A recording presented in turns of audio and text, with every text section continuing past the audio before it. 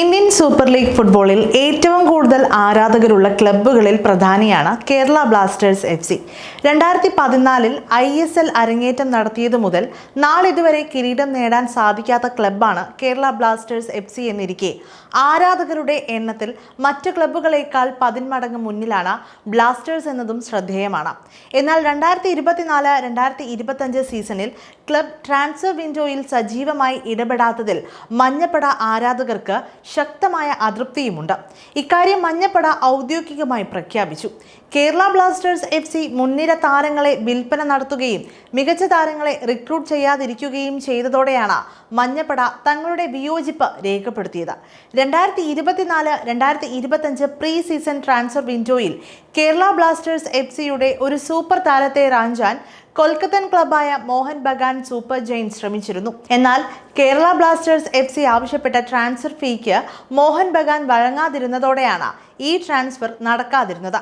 Right back താരമായ പ്രീതം കോട്ടലിനെയാണ് മോഹൻ ബഗാൻ സ്വന്തമാക്കാൻ ശ്രമിച്ചത്.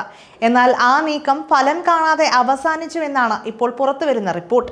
വൻ ട്രാൻസ്ഫർ ഫീസ് ആവശ്യപ്പെട്ടതാണ് മോഹൻ ബഗാൻ സൂപ്പർ ജയന്റ് പിന്മാറാൻ കാരണമെന്ന് ഇന്ത്യൻ ട്രാൻസ്ഫർ വിൻഡോയുമായി ഏറ്റവും അടുത്തുള്ള വൃത്തങ്ങൾ റിപ്പോർട്ട് ചെയ്തു.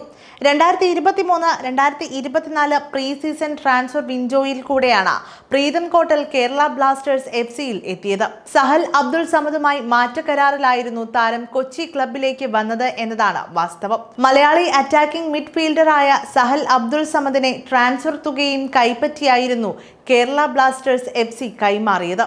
സഹൽ അബ്ദുൾ സമദ് പോയിട്ടും മികച്ച ഒരു പകരക്കാരനെ കേരള ബ്ലാസ്റ്റേഴ്സ് FC സ്വന്തമാക്കിയില്ല എന്നതും ആരാധകരെ ചൊടിപ്പിച്ചിരുന്നു.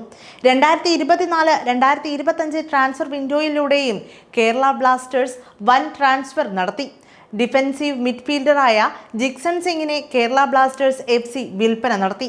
എന്നാൽ മികച്ച ഒരു ഡിഫൻസീവ് മിഡ്ഫീൽഡറിനെ കേരള ബ്ലാസ്റ്റേഴ്സ് FCക്ക് സ്വന്തമാക്കാൻ സാധിച്ചില്ല എന്നതും ശ്രദ്ധേയം.